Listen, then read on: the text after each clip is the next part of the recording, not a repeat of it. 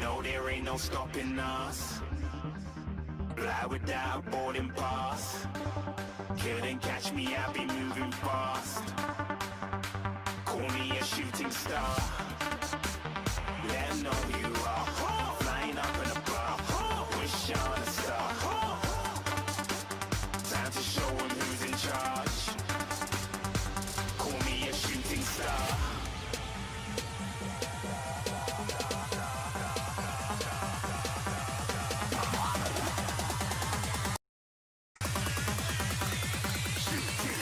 Didn't even get to cross.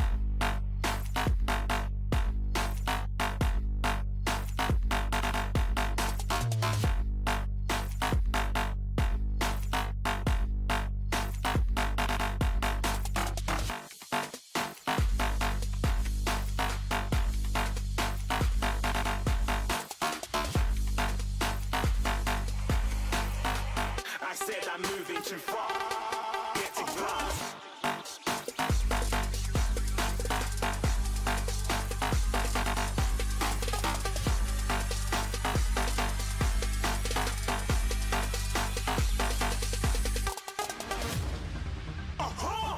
Looking at a shooting star. Got more than a couple of people going mad. I swear they're rooting hard. Tell them I be big in the game like she went and got them breast implants. I said I'm moving too fast. Didn't even get a glance. I'm ready to eat up track like I'm seated in a restaurant. If you had swag like mine, you know it's best to flaunt. We aren't hating because you aren't. Shining like it's neon. Rock like kings of Leon. Shooting stars across the galaxy. I stand out, so don't be mad at me. Infiltrate, I'm with my strategy. When I turn up, then I just have to leave. Shooting stars across the galaxy. I stand out, so don't be mad at me. Infiltrate, I'm with my strategy. When I turn up, then I just have to leave. Yeah, shoot, shoot. Yeah, shoot, shoot. Yeah, shooting, shooting. Yeah, shooting shots.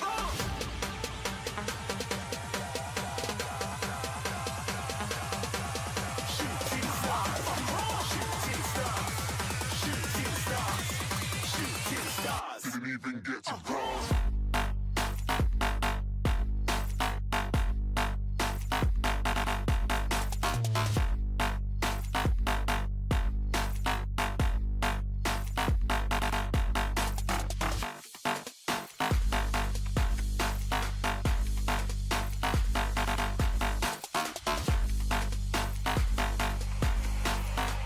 I said I'm moving too far. Get to glass.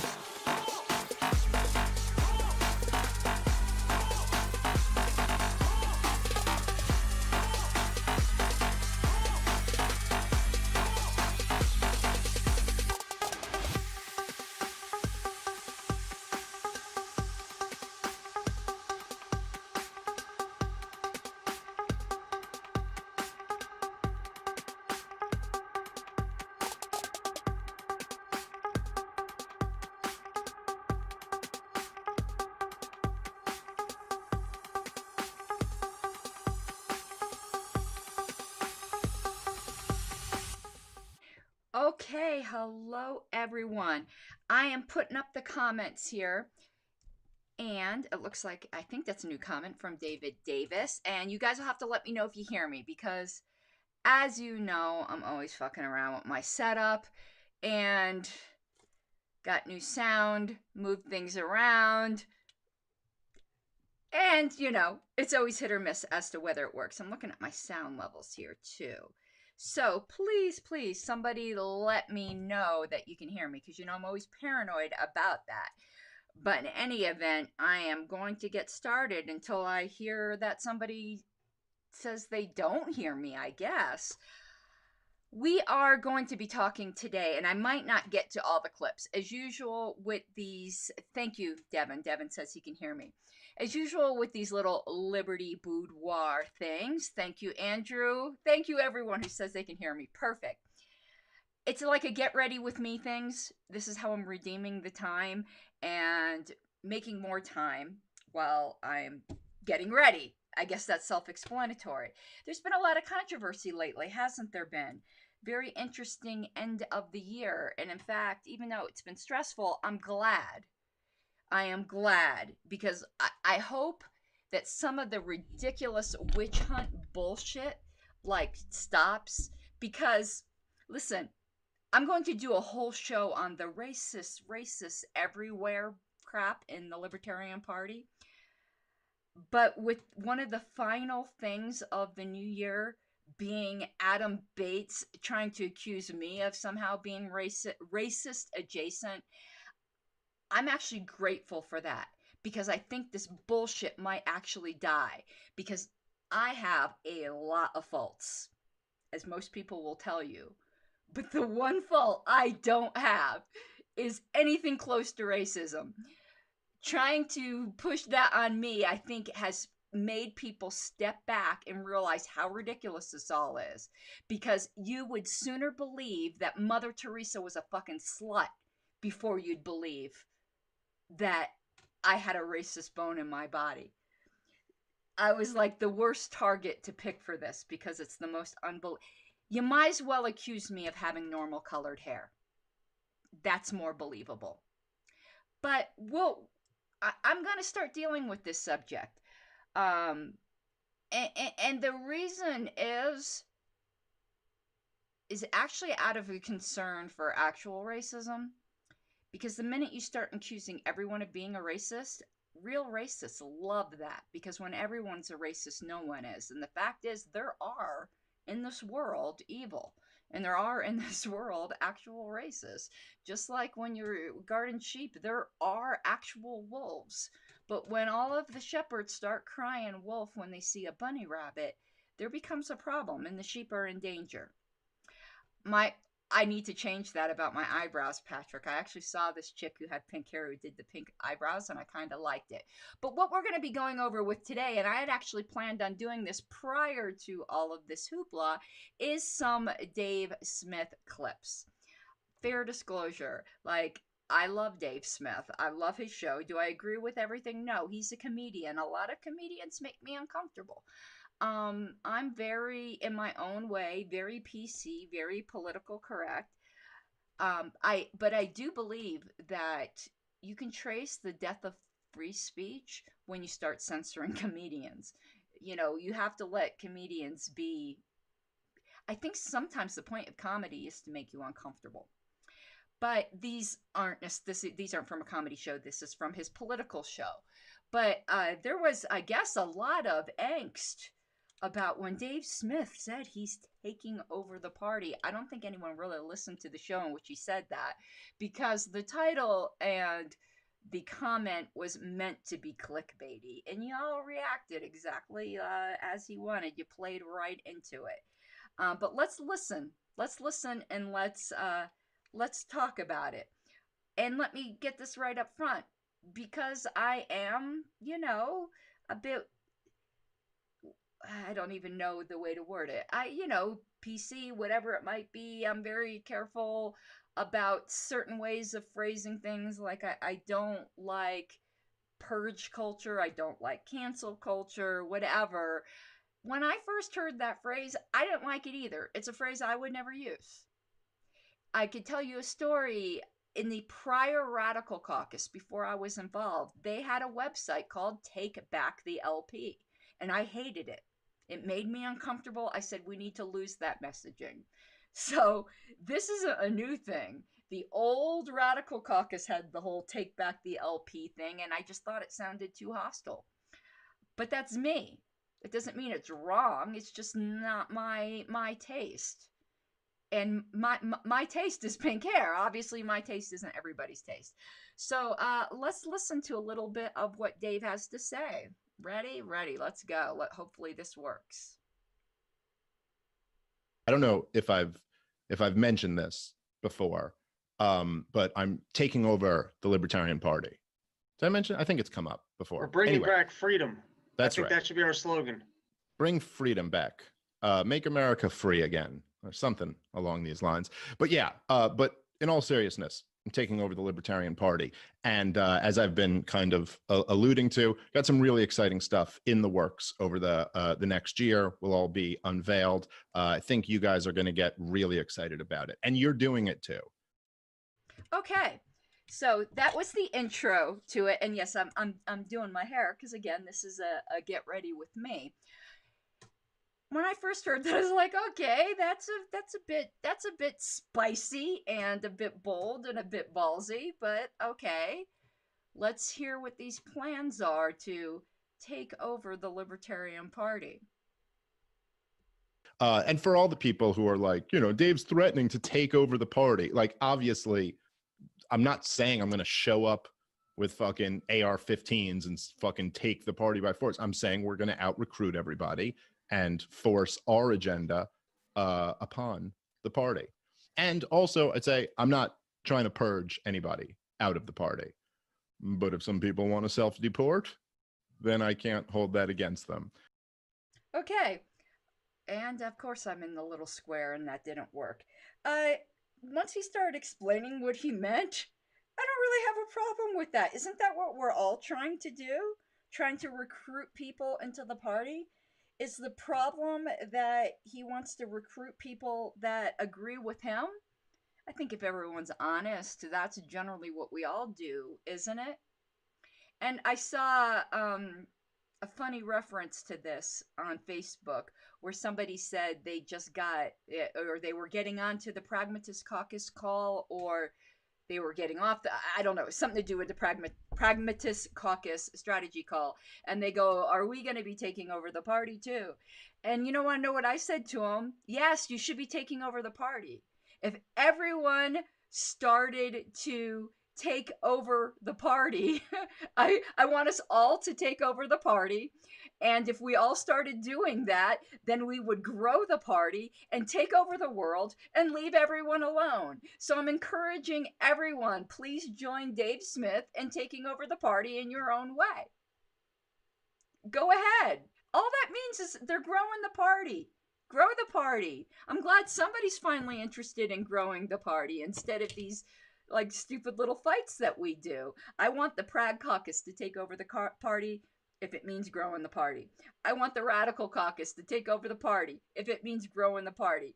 Name the caucus and grow the party. I'm happy if you grow the party. And then once we grow the party, can we stop worrying about that and then take over the world and leave everyone alone?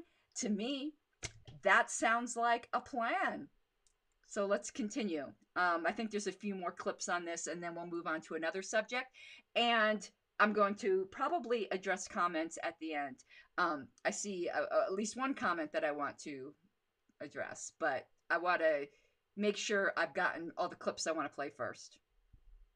So here's what I said. Libertarians' message for 2021. Okay? Here's what I got that could fit in a tweet. Number one, end the lockdowns immediately and open the economy completely. Number two, end all foreign wars. Number three, end all corporate bailouts / welfare. Number four, audit / end the Fed. Number five, support self-defense by armed citizens against rioters and cops. Number six, resist the cathedral always. Okay. And I don't know why it's staying in this little circle here, but we'll live with it, right? It did go on to another subject, so I think that's really all I had queued up about taking over the party. So let me now deal with the comments in chat that had to do with that subject. I'm going to try to put them on the screen if I can. Okay, here we go with Zach. The problem is that he recruits alt-right grifters. I've seen absolutely no proof of that, and I'm going to give you my honest opinion. That's fucking utter slanderous bullshit, and I've challenged everyone to prove it. I believe slander is a violation of the non-aggression principle because it's fraud. It's leading people to believe things that aren't true. That's absolute bullshit. And I am tired of libertarians tearing down other libertarians and talking bullshit about them. It's a lie. And my chat kind of got hidden here, but I'm gonna continue on that point. When the Mises Caucus first formed, I went over there purposely believing and honestly wanting to find a bunch of alt-right assholes. And we're going back a few years. And when I first went over there, I found some. And you want to know what I saw happen? They all got thrown out on their asses. Quickly. And each time a new one shows up, they get thrown out on their asses. Quickly. I went over there looking for it. And I find them cleaning house.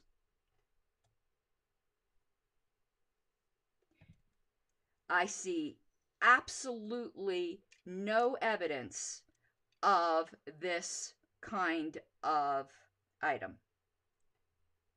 And I see, one second here, because I don't want to burn my face. Hopefully you all don't want me to burn my face either.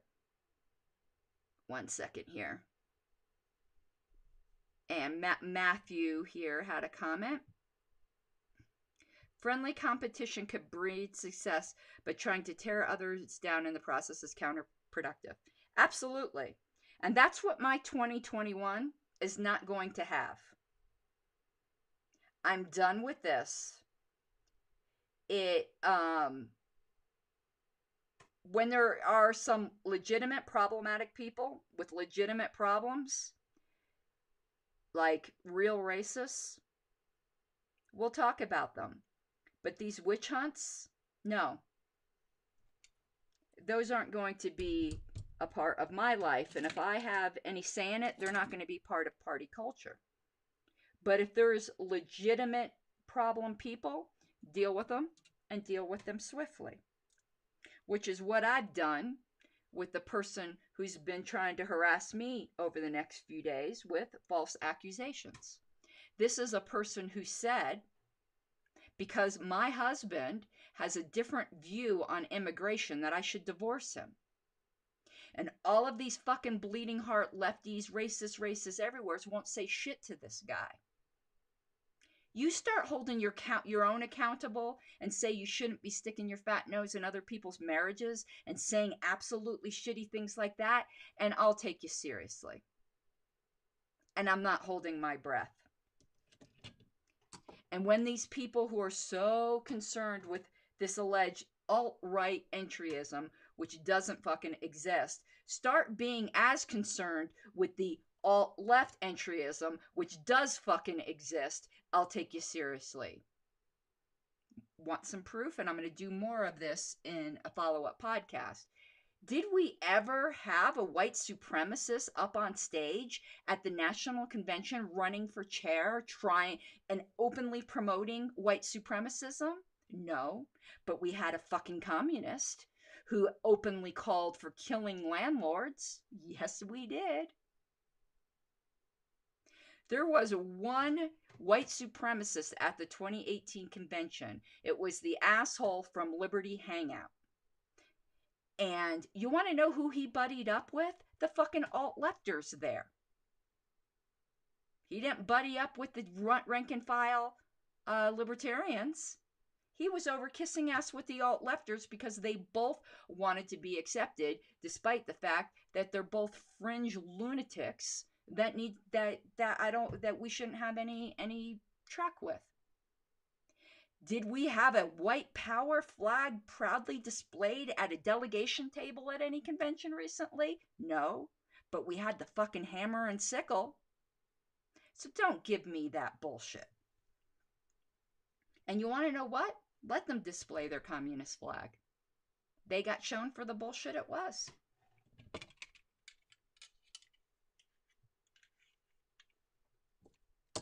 So that's what I have to say on that. So there's some more here with Ryan Butts. Well, we can try to, or whoever, I say we because I am a Rothbardian, But people can try to take back the party in the name of Rothbard, and other people might feel um, I'm trying to come up with some names that wouldn't be very Rothbardian. Somebody maybe from the Center for a Stateless Society, so Rodney Long, whoever. Everyone's got their favorite philosopher. Go for it. Everyone, take back the party or take over the party or whatever the terminology is. Go for it if it means growing the party. If it means purging actual libertarians, no, I don't want any part of that. But if you're just trying to grow the party with people who think like you, go ahead. It grows the party. Make sure they're donating.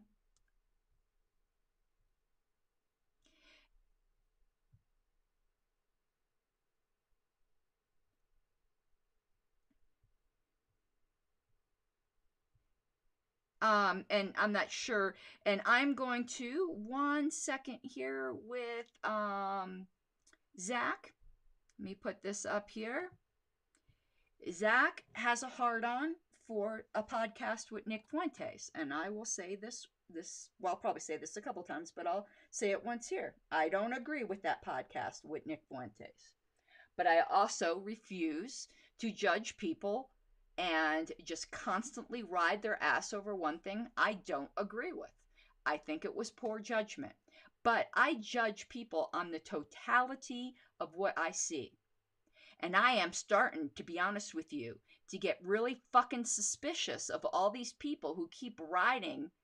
And it seems to me a lot of Jewish people wanting to accuse a bunch of Jewish people of being racist. It's starting to seem a little suspicious to me. Honestly. Why are all these white saviors riding the asses of all these Jewish guys wanting to find classic racism amongst Jews? Listen, I'm going to make you play by your own rules. You want to draw these inferences? Well, is there some anti-Semitism here that you're so fucking obsessed with Jews? I'm going to make you play by your own rules. I don't like the Nick Fuentes podcast, but I've listened to absolutely hundreds of hours of Dave Smith, and he ain't a racist. And if you want to claim he's a racist or a closet racist, you're a fucking liar. I can't get any plainer than that. I judge the entirety of people. Because, and I could tell you, a lot of people were all hot and bothered where Adam Bates took a post of mine completely out of context and completely out of my character and were perfectly fine with accusing me of being a racist. Where anybody who knows me and judges the totality of my life knows that's a fucking lie. And I won't do that to other people.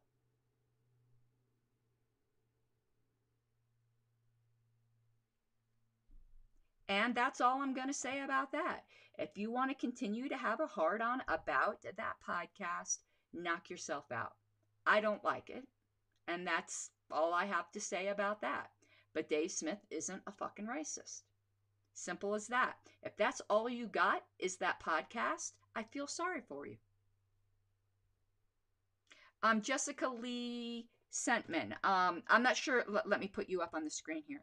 I'm not. What guy do you mean? If you could qualify, I'll let you know if it's somebody I'm referring to specifically here. I have a habit that a lot of people don't like. I really don't like naming names. I do every once in a while, like I did name the guy who told me I should divorce my husband because he doesn't have the same immigration policy. But in general, I don't name names. It frustrates a lot of people because I don't really think a lot of these things that we do are about specific people. I think they're about issues that are much bigger than the people. And when you make it about the people, it gets really, really personal. And I don't like getting personal. Every once in a while, you have to. With a legitimate bad actor, you have to. But I tend to be vague. But I think you might be asking me who it was that got up on stage at National that was the communist, or you might be asking me who the actual white supremacist was that was at the 2018 convention. Michael Morrison. Let me get this up here.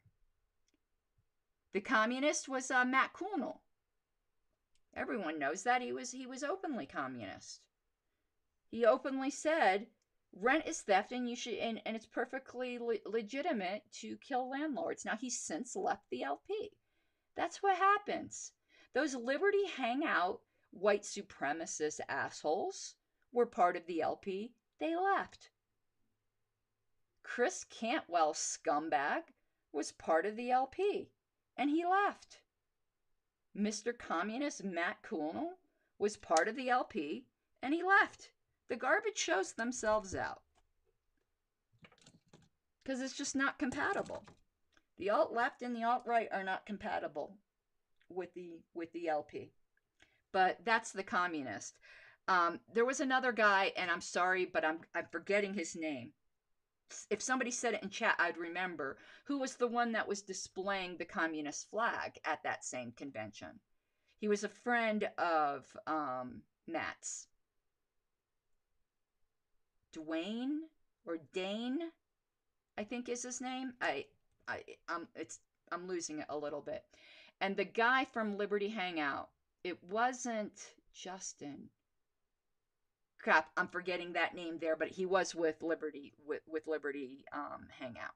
So hopefully that answered the questions. This is a good question. Are LP members who want to purge racists actual libertarians? If we're talking about actual racists, I don't have a problem with them. But Zach, something you might have a problem with me with. I've stopped saying people are libertarians or not. I don't think people are libertarians. I think ideas are. There's no such thing as a pure libertarian. So when I'm dealing with somebody and I don't agree with them, I will say, you're not a libertarian. I'll say that's not a libertarian idea. I like to depersonalize things. But getting rid of actual racists, is that consistent with the Libertarian Party philosophy? Absolutely. Our platform says and some people don't like this because it's not thin libertarianism. It's the one thick statement in our platform. Our platform says we find bigotry to be, I think it's repugnant and abhorrent. Some people, again, don't like that we have that statement, not because they're bigots. It's just that they think that we shouldn't be moralizing in our platform. But I personally, I don't have a problem with that statement. And here's why. While holding a racist belief is not in and of itself like anti-libertarian, because libertarianism has to do with actions and not thought crimes, actual bigotry almost inevitably will result in action that is aggression. And as an organization, as a political party, we have a right to protect our image. I'm on the APRC, which is the Advertising, Publication, and Review Committee, where we review statements put out by the party. And we can reject or disapprove statements based upon several criteria. One of them is that it goes against our platform or bylaws, but the other is more subjective. It's that it harms the image of the party because our image is an asset. So in that case, in that sense, I have absolutely no problem with that, and I've said that a million times. I've also said that to Zach now about the 10th time, and the fact that I keep getting asked the same question is fucking annoying.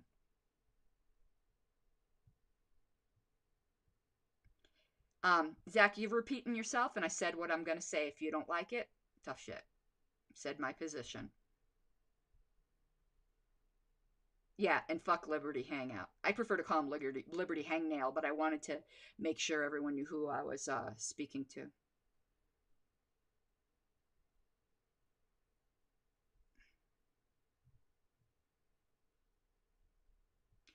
Zach, talking about the Ancon flab or a literal hammer and sickle.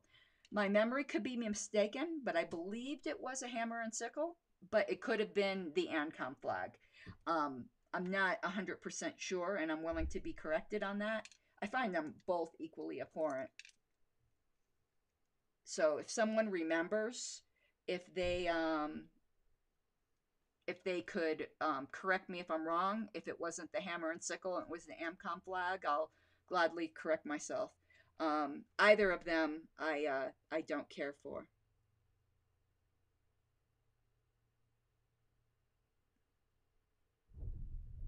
So, Michael Morrison, let me put your thing up on the screen here. A person must be allowed to have his own opinions, even racist opinions, but wanting to initiate force is what is wrong. You know, that that gets into a weird thing. Yeah, a person has to be allowed to have their own opinions, but if I know someone has a racist opinion, an actual racist opinion, they're allowed to have it, but I don't have to be around it, right? And I don't think the party needs to be around it. Now, in the past, there was somebody, they've kind of disappeared. I don't know what happened with them, that had some racist opinions, but they honored my request never to say them on my wall. And some people asked why I didn't block them. I didn't block them for this because they listened to what I was saying, and I think everyone can change, and I think it's up to everyone's individual tolerance level. If they want to talk to people to have really, really shitty opinions, if they're willing to listen. I don't think anyone's obligated to do that. But if someone seems to me like they might be willing to change their mind, I usually will talk with them. Because people do change their minds. I used to have really, really, really shitty opinions about gay people. It was due to religious indoctrination, but does that make it any better? I mean, it gives a reason. So I know people can change. And how did I change my mind? From interactions with gay people, from gay people that I could no longer believe what my religion was teaching me. You know, it was, believe what we say or believe your lying eyes, right? And I decided that I was going to believe what my experience taught me. And this was way before I was a libertarian. People can change their minds. So we also have to keep that in mind. And on this particular subject of, we could be talking about Tom Woods, we could be talking about Dave Smith. I'm sure there's some other podcasters that are the issue du jour. I hang around with a lot of people that are fans of these podcasts, and none of them are fucking alt-righters. I keep hearing about this attraction to alt-righters. I don't see it. Absolutely do not see it. And all of the people openly denounce it. Let me give you an analogy from my Christian days. I hold a minority theological view in a subject called eschatology. Those of you who are Christians and into theology, you might know what I'm talking about. I would be what is technically called a partial preterist. I don't like that terminology, but that's kind of the terminology people use. There's a view that is adjacent to partial preterism called full preterism, which is considered a heresy in the church. There are some full preterists who got to full preterism via partial preterism. Does that make partial preterism wrong? No, it doesn't. There were some people who listened to what I had to say that were full preterists. Does that mean I advocated full preterism? No. In fact, I was probably the most vicious and outspoken condemner of that view. And there are some full preterists who will tell you that. There's some former full preterists that will tell you that. There's a friend of mine who used to be the biggest statist back when I was the biggest statist. And he was a full preterist. I was a partial preterist. We were both statists, and we were at each other. And now he's a libertarian anarchist, I'm a libertarian anarchist, and we're like best friends. But he'll tell you, just because some people might listen to you and come to shitty views, don't make you responsible for those shitty views, particularly if you are condemning those shitty views. Every single person that there seems to be the witch hunt against these famous people, the celebritarians, I've heard all of them condemn racism. You could either believe them or not. You might be thinking they're doing the wink wink. I don't know what to tell you. That's your fever dream. I don't see it. Hold on, I've got to try to. I'm getting dangerous here with perhaps burning my skull again. So I can't go to the screen to see what other comments are.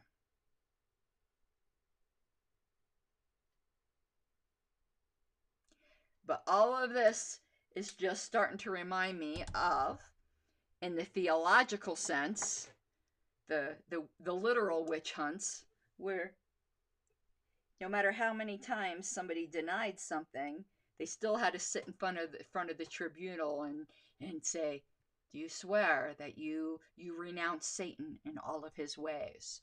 And then Darren McCarthy, are you or have you ever been a member of the Communist Party? And now it's just a different one, and it all sucks. And funny, in saying all that, I oppose the witch hunts, but I still hate Satan. I oppose McCarthyism, but I still hate communism. I oppose the racist witch hunts, and I still hate racism. You can hate witch hunts and still hate the issue that they've gone overboard on. Because Satan ain't a good guy, communism still sucks, and racism is still a rancid smelling ass. So, let's continue.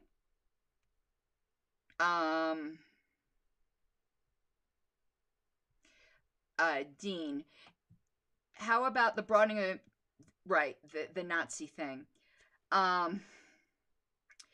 It really disturbs me. And funny enough, Dave just had a show about Nazis. And as a Jewish person, I respected and really wanted to hear his opinion. And he asked, and it was a great question, because I think it might in fact be true. Out of all of the awful acts of the state and awful political systems, were the Nazis the absolute worst? His argument is that they were. And I think that's true. I think we saw within our own time the absolute embodiment of evil.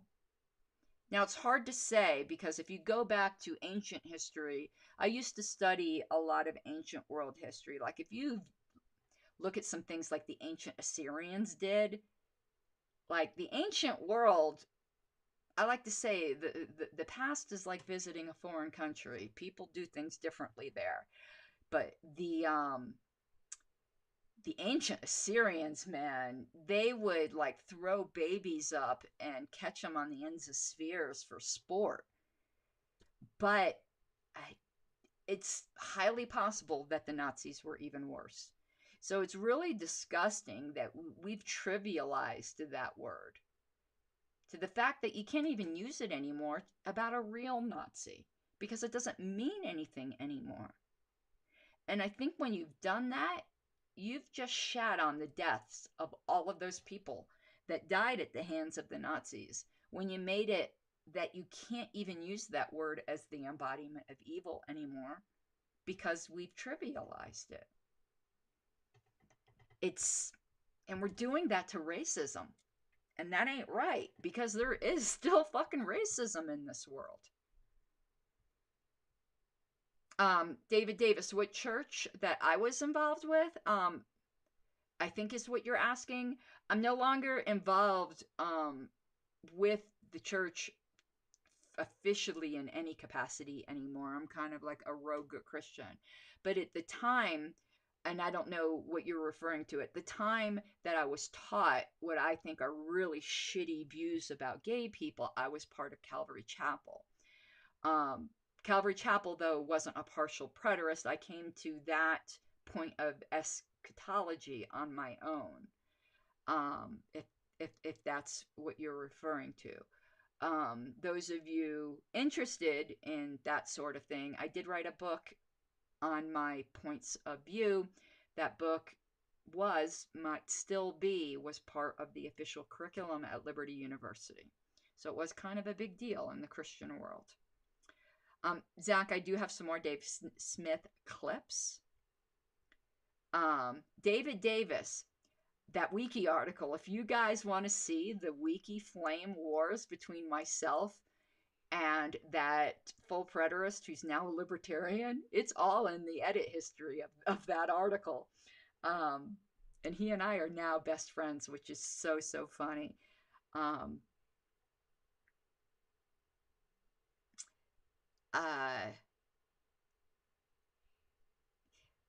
Ben, I'm going to disagree with you here.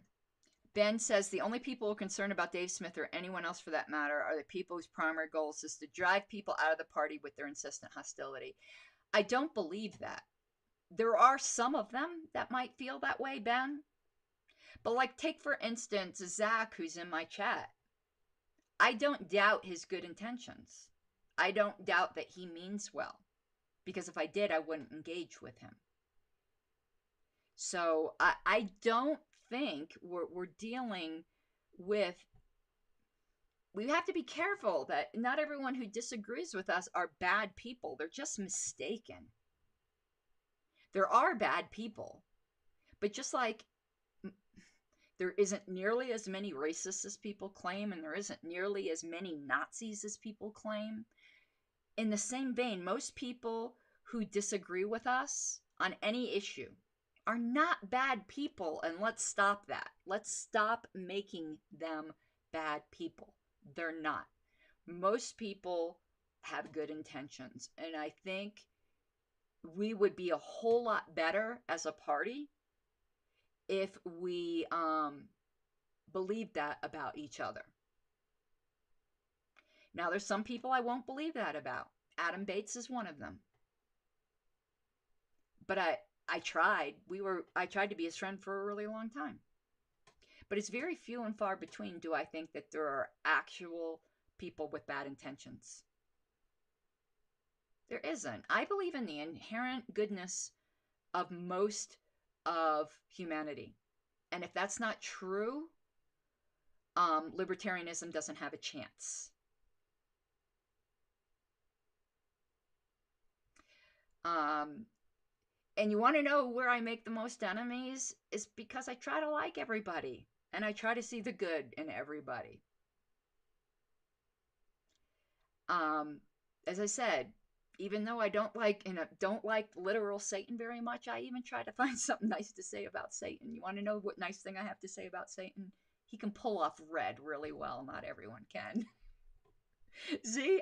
I try to say something nice about everyone. I got in trouble one time because I said something nice about Caitlin Bennett. Do I like Caitlin Bennett? No, I think she's a horrible person. But I said I liked her hair. I do like her hair. She's got some pretty hair. But she's a horrible person. That pretty hair is wasted on a horrible person. Let's see what Chris Baker has to say. It's not about good or bad. It's about whether or not they can be converted. Everyone can be converted, I believe. I give religious analogies, and I no longer apologize for them. Paul of Tarsus used to kill Christians. If Paul can be converted, anyone can. So let's continue with my Dave Smith clips that are no longer about taking over the party. Everyone, take over the party, please. Going forward, I like as I've been saying, I think we have some real plans to really, if you think there was the Mises Caucus has made an impact over the last few years, I'm telling you that's going to be nothing compared to what we do over the next couple of years. It's going to be like a real legitimate reclaiming of the Libertarian Party for the Libertarian movement.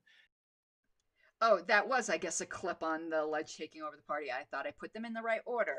I'm excited to hear anybody's got plans. We need more plans.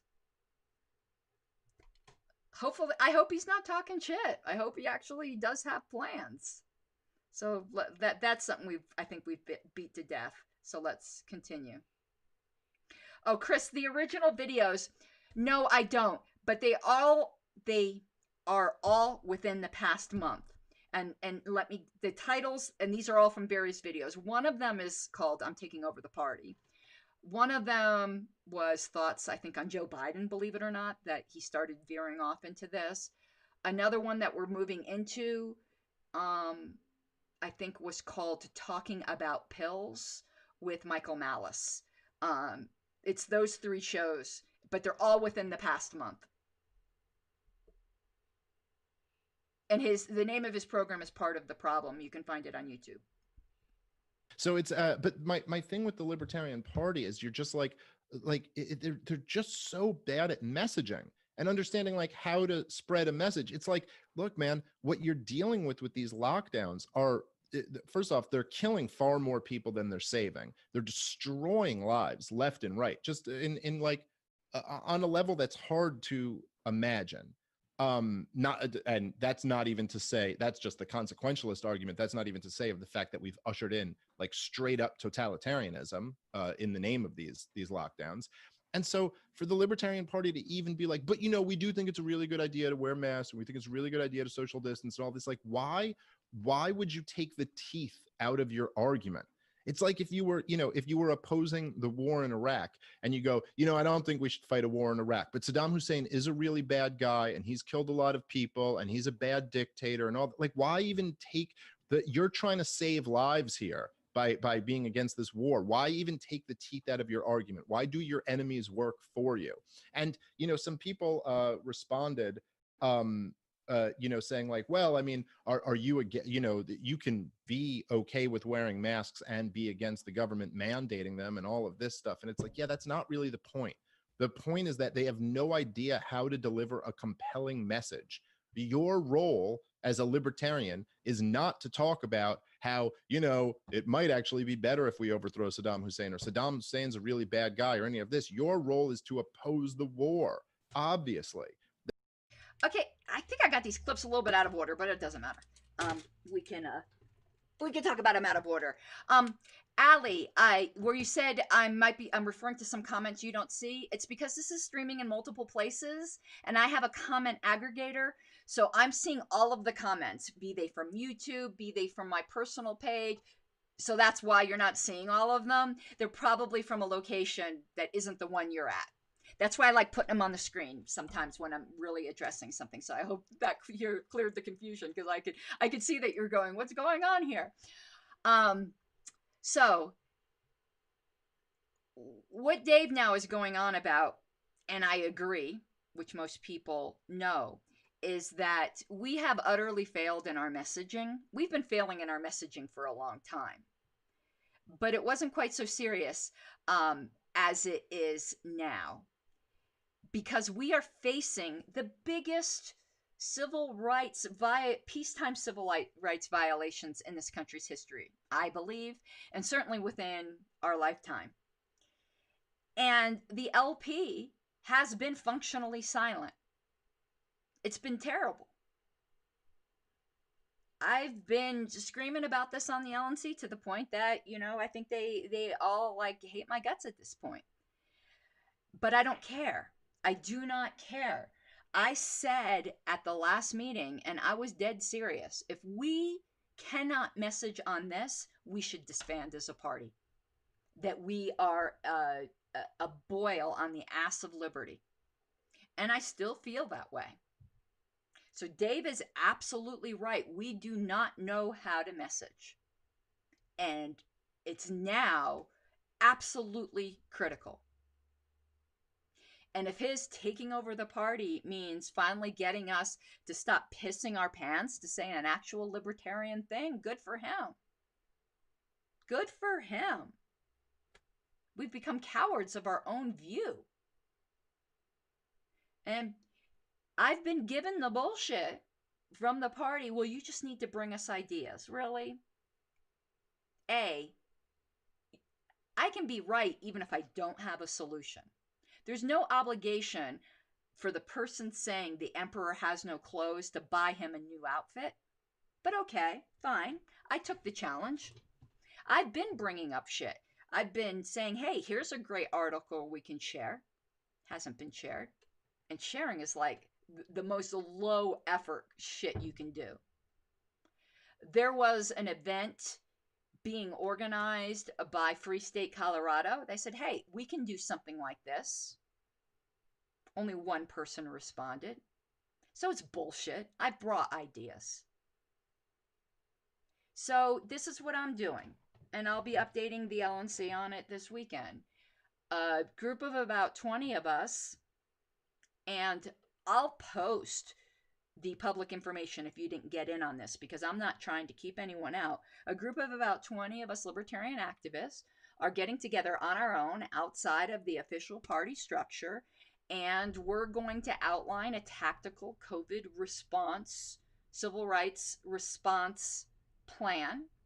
We'll give it to the LNC if they want to implement any of it, but if they don't, fine. We're going to come up with things we can do on their own. I have a few ideas of my own. We're going to be meeting next week on Zoom and just spitballing some idea. If you want to be part of that, I'll give you the meeting information. Haven't set it up yet because I sent out a doodle poll to the 20 people who had originally told me they were interested to see availability, but it looks like it's going to be the 8th. That's what it looks like right now. And everyone's welcome. And let's come up with ideas. I'm not going to sit on my ass anymore waiting for the party. But we really ought to be ashamed of ourselves. And you want to know what? I think we're doing a great job on a lot of things. The new chair's an excellent manager. Like the way he handled the budget was like phenomenal. Like million props. But the way all of us, and I say all of us, even though obviously I include myself as part of the all of us, because the LNC it's a body, and I'm part of that body, even if I don't agree, I'm not in the majority. On this issue, the LNC sucks. They're great at a lot of other things. I love my colleagues. I don't like criticizing them. But we suck on this. We absolutely suck on this. And honestly, and I don't normally say things like this because I don't like judging people based upon one failure, but this is such a huge failure. Look at your LNC reps and by your own judgment, if you think they're doing a good job on COVID, great. But if you think they're doing a shitty job on COVID, don't reelect them, because this is the biggest issue this party has faced. And if you think we're doing great, fine, I think you're wrong. But if you think we failed, there's got to be consequences for this. And frankly, I believe that the People's Party is going to eat our fucking lunch. And we deserve it. We deserve to be thrown off our perch because we have not been custodians of liberty. I'm going to take a look at the comments now.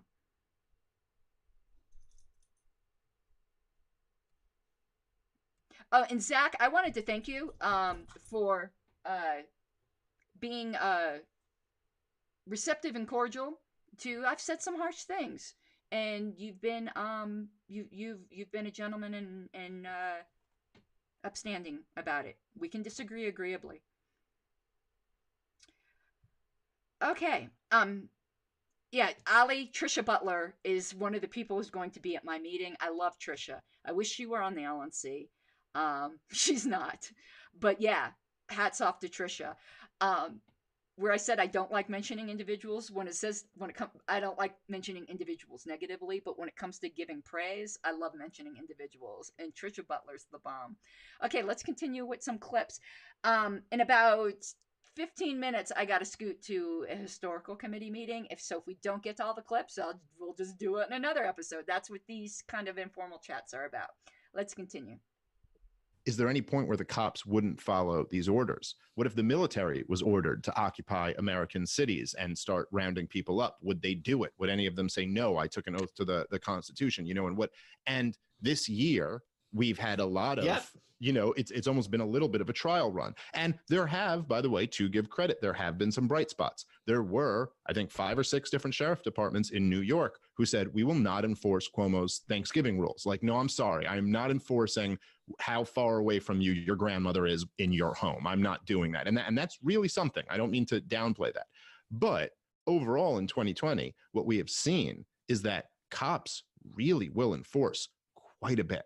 I mean, they will enforce arresting someone for being at a religious service. They will come and harass people because there were rumors that your kid was on a play date. Yeah. I mean, and that in itself is quite a red pill. And it's also one of the reasons why I was so furious about the fucking rioting that went on all summer long. Because it's like right in the middle of this moment when right-wingers are getting red-pilled on the cops, these fucking riots are like the worst thing that can happen for that progression. Because then right-wingers look at riots and all it takes is like one riot and to look at that and go like, yep, exactly. That's why I support the cops. Let me get right back into my comfortable blue-pilled space because yeah, of course. What else? What the hell is, if they're between us and that, then I take them. I thought that was an excellent point. About how with the lockdowns, the right was starting to become sympathetic to some things libertarians were saying, and even left groups were saying, is that the cops are out of control and something needs to be done. And they were starting to come to a good position on that. And then the riots happened and we lost that. And unfortunately, what I find when I bring this up, this goes for both sides. Some people go, who cares? We don't want the right to agree. Not saying that anyone here would think that. And here's a problem. We have a problem in our party, and it goes both ways. Some people hate the right more than they love liberty. And there's some people hate the left more than they love liberty. Actually, I've seen more of that. I've seen more people who hate the left more than they love liberty. But I do, honestly, and particularly in the Colorado party, there's a lot of Republican influence in the Colorado party, just to be honest. And I think a lot of libertarians in Colorado hate the left more than they love liberty. If it involves owning the libs, they don't care. And that's a problem. In my own local affiliate. But in other affiliates, I do think there's a problem with hating the right more than we love liberty. But yeah, we almost had the right on our side, and then these riots took place. And I know the whole mostly peaceful thing. Listen, if yours is the property that's getting destroyed, you don't care if 99% of the time other people's property is fine. You know, ask any woman who walks out at night and gets raped. Most women who walk out at night don't get raped, but you think that matters to the one who did? No, it doesn't. It matters that she got raped. And we're being a bit tone deaf if we parrot the line that these riots are mostly peaceful. That's like, you know, with the Princess Bride, he's not really dead, he's only mostly dead. Violence is violence. So, yeah, I thought that was a point. Oh, and let me tell you something, though, where I've been saying for a long time, and I have a lot of disagreements with my husband on this, who don't want to give Adam Bates more ammunition. He'll tell me there's another reason I should divorce my husband. Believe it or not, people can be married and disagree. I'm an anarchist. He's a minarchist. We have great discussions. We don't agree. Even before COVID, I had said to him, you really think there's going to be a mass resistance if they came to take our guns? And he's like, yep. I'm like, no, there wouldn't be. And he's like, well, the cops wouldn't do it. I go, yes, they would. And nobody would resist. And then COVID came and I said, see? He still has faith that the cops wouldn't do it and that people would resist. I have zero faith in either. Let me tell you a scary thing. I've got a friend of mine on my list. I'm not going to name names. Those of you who are on my friends list a lot will know exactly who I'm talking about. A lot of people wonder why he's still on my friends list because he's like the biggest statist you'd like ever meet. But I've known this guy a long time, and I don't require people to be a libertarian to be my friend. I've known him since about 2003, I think. So we're going on nearly 20 years. And I was a big statist when we became friends too. So I changed, he didn't. But he actually said to me, and it made me really sick to my stomach because he was telling the truth, but he's an Army reservist, and we were talking about mandatory vaccinations, and he said yes, if he was ordered to, as an Army reservist, he would hold me down and forcibly vaccinate me, and if I violently resisted, he would shoot me. And this is a friend, and he was honest when he said that. No, yeah, I do think most of the police and the military would follow orders. Because they believe, honestly, that the people who oppose them are domestic enemies. That's why even that whole term of enemies, foreign and domestic, to me is so dangerous. It doesn't take much to be labeled a domestic enemy. In fact, my views are a felony in Oklahoma, just so you know. Anarchist views are felonious. You're not allowed to have an anarchist flag. I do think they're like referring to ANCOM, and that shouldn't be a felony either. But yeah, you're not allowed to display an anarchist flag in Oklahoma. It's in the statutes. It's a felony. Ain't that the shit? Land of the free. Continuing. Come on now. One of them was by the Libertarian Party. I was very critical of them for this. So they had a tweet, and they said something along the lines of, it started good. The first two sentences were good. The first two sentences were something like, no government I know can this tell tweet. you that you're not essential. They don't Hold have on, a, I'm gonna find it. yeah, no government can tell you, that you shouldn't, shut down your business or something like that. However, wearing masks and social distancing, avoiding crowds are all very good ideas. And I was like, just God, this Here it is is. awful Here's messaging. the And then tweet. there were some, You want me to read it? yes, please. You are essential. No virus can change that, and no government has the right to tell you otherwise while threatening your ability to earn a living or live your life. Also, it's a really good idea to wear a mask, avoid crowds, and consider others during a pandemic. Now, I did get some pushback from people when I was critical of this, and they're like, but what's the problem with that message? I mean, that's the libertarian thing, right? Like, we don't want the government to force you to do it, but we think you should voluntarily do it, and it's still a pretty good thing. It's about personal responsibility, but not being forced by the government. And then I contrasted that with a different tweet written by one Michael Malice. And your tweet, which I retweeted because it was fantastic. Oh yeah, he's a real douche, but he's bright and he's really good on Twitter. But yeah, douche. You don't want to grab a beer with him. But your tweet was the one about being locked in your home. Do you remember what you said? No. You said being locked in your home. I should have this in front of me, but it was something along the lines of being locked in your home is not the beginning of a discussion. Oh, it's a declaration. Yeah. Being told I intend to keep you captive in your own home is not the beginning of discussion. It's a declaration of war. Yes. Now that is the difference between the way a blue-pilled libertarian and a red-pilled libertarian thinks. I'm not saying that maybe it's not a good idea to wear a mask. I think wearing a mask in certain situations is a good idea. I think if you're around someone who's been exposed and you're inside and you're around them for more than 15 minutes to a half hour, something like that, yeah, that's probably a good idea to have a mask on. And that's maybe social distancing in certain situations is a good idea. I'm not saying it's not. The point is that the government is literally instituting totalitarianism.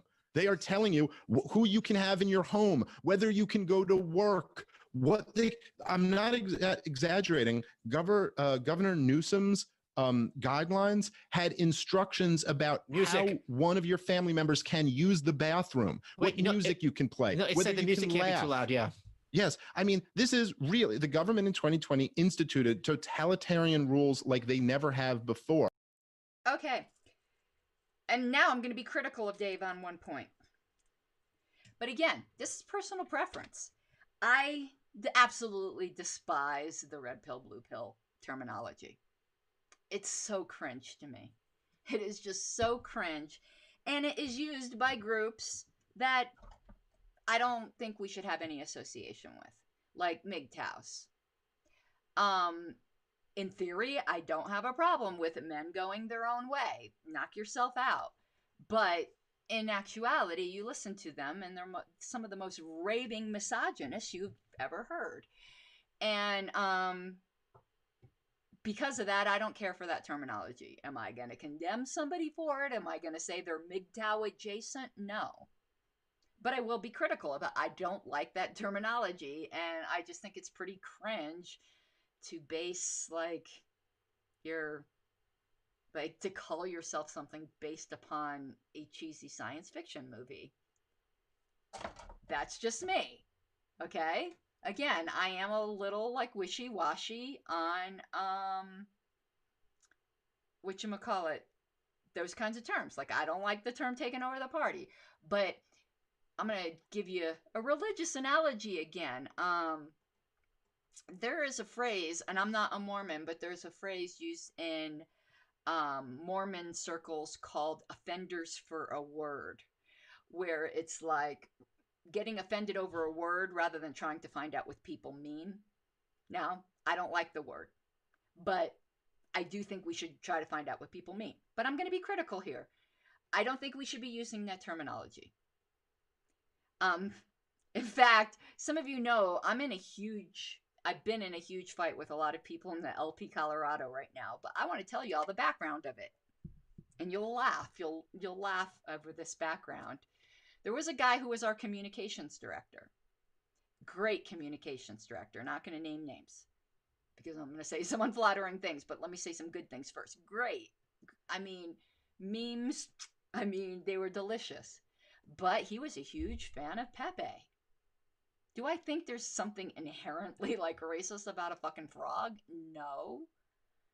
But I asked him, please stop using Pepe. It associates our party with the alt-right, and we don't want that. And he lost his fucking mind on me. He's of Native American descent, and said, you just said that I'm alt-right, which I didn't. I said, please don't use Pepe because it paints the party in a bad light. And he said, and I'm Native American. You can't do that because I'm a protected minority and I'm going to sue you. And that's when I said my famous line, for which a slanderous flyer was passed out about me at the 2020 convention without context because I was fucking joking. But this is what I said to him. I go, really? You're a federally protected minority? You're going to sue me for asking you not to use Pepe? Well, I have a federally protected vagina. My federally protected vagina trumps your male minority status. And of course I was joking.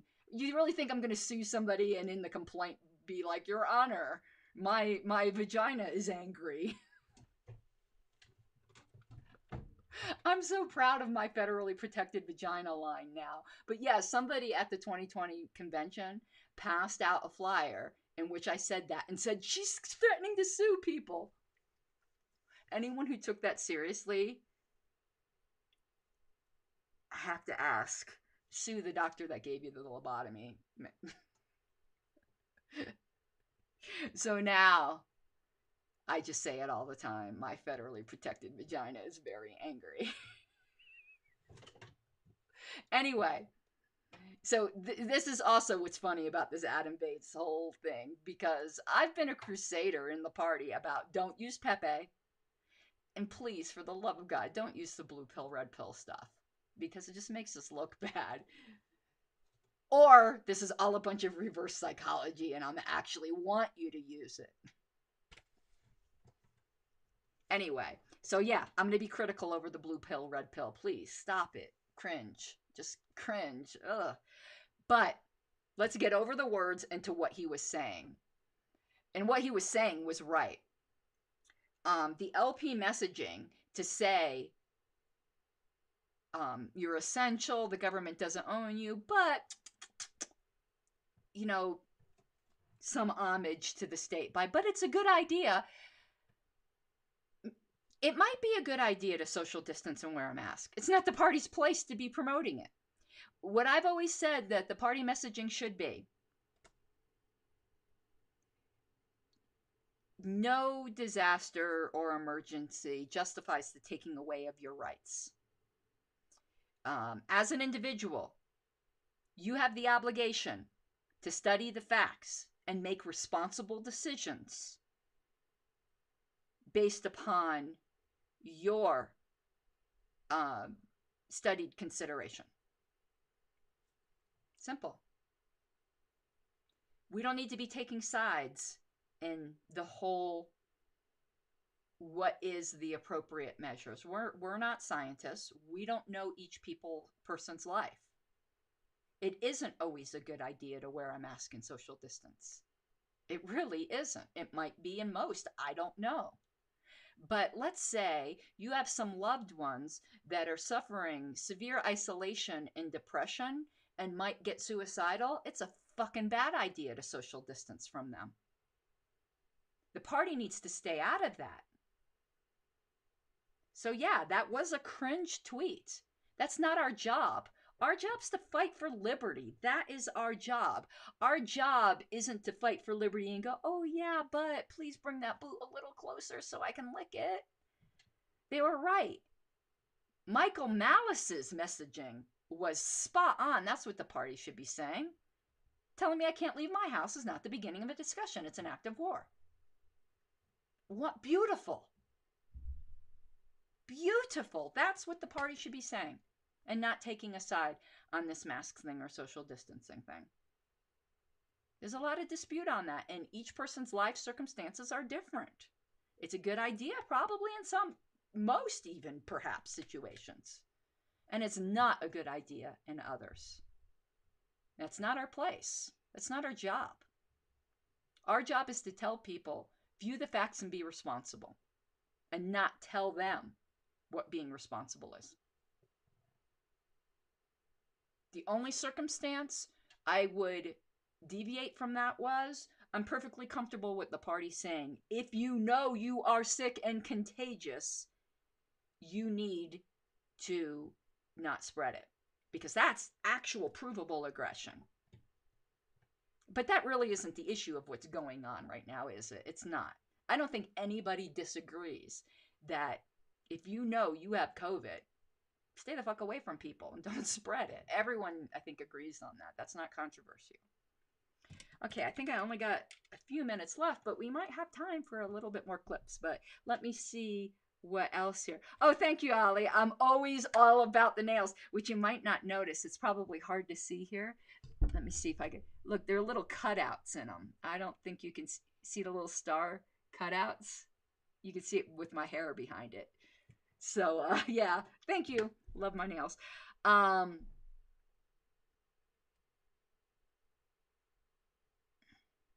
So I'm just getting some other comments here. I think I probably disagree with A. Stephen Stomach Bonder here. Let me put it up on screen and let's see. I understand your point. Where and I'm gonna summarize it where for people maybe who don't see it on the screen, where you had said it doesn't matter if someone personally thinks the red blue pill terminology is cringe. To eschew that is to disarm yourself verbally. I respect that point of view, but I just simply don't agree. I don't think it's an effective verbal weapon. To me, the point of words is to communicate effectively. Let me give you an example. I got into a big dispute with the authors of Robert's Rules because they want to say that the term Madam Chairman makes sense. Make it make sense, because it doesn't make sense.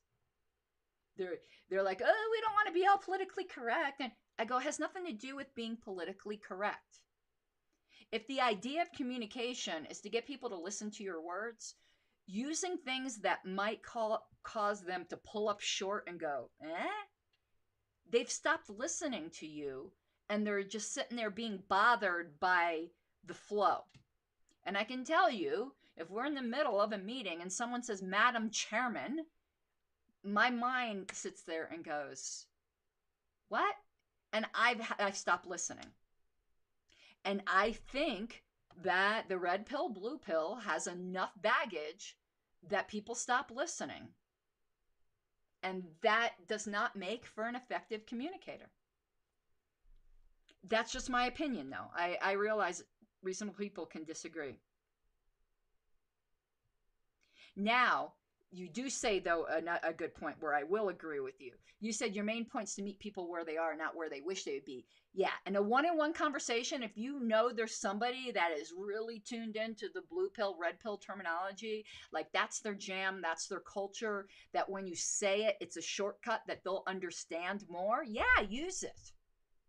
I'm more talking in general communications. Dave Smith is not talking to an individual in that. He's talking to a broad audience. And in that use, I don't like the terminology. But that's just me.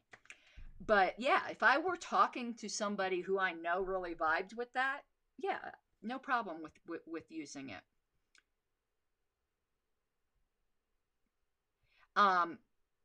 Richard Brown, why did the LNC refuse to take a position on the mask and shutdown mandates? I did a whole show on that. Where each of the people spoke for themselves. And they've been gaslighting the fuck out of me saying that they have. They haven't. If you want to know my answer, this is just my answer, and people would disagree with me. Cowardice. I'm not going to sugarcoat it. Cowardice. They want to be liked by the soccer moms in Peoria who are never going to like us. That we need to stop trying to get the soccer moms in Peoria to like us. Statists aren't ever going to like us. We need to start talking to the people out there who are just dying to hear somebody say a fucking libertarian thing. Yeah, Richard, for those who don't know, Richard has been our convention parliamentarian for a long time. I extracted out just that part so everyone could speak for themselves.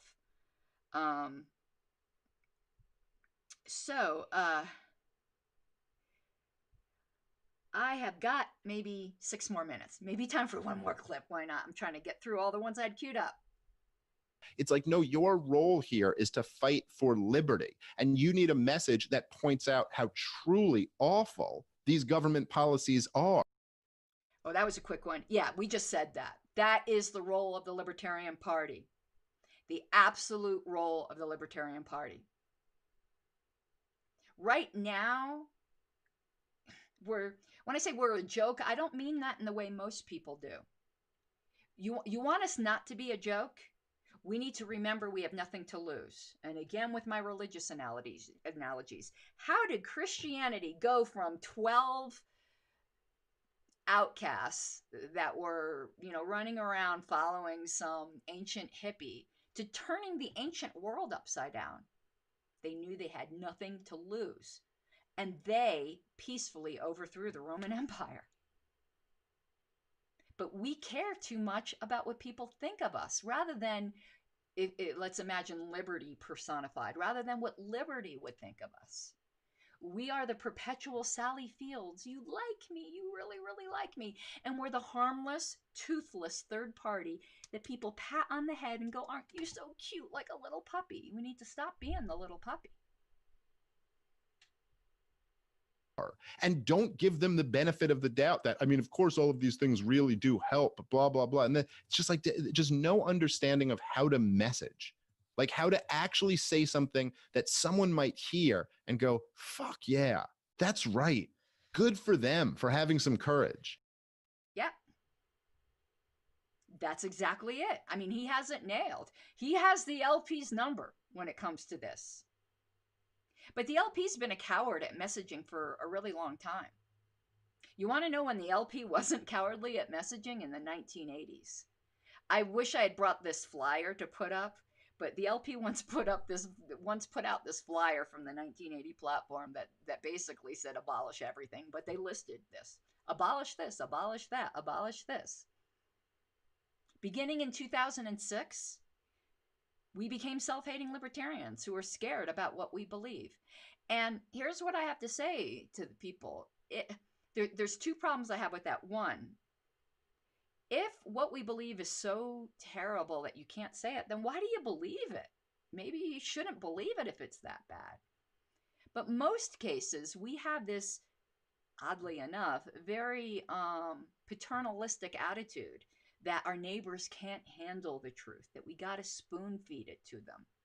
How patronizing can you be? You're saying, I can handle it, but my weak-ass neighbors can't. It's like a form of libertarian Gnosticism where we think we are the priests and holders of the sacred knowledge and we can't tell the plebes it or they'll run away scared.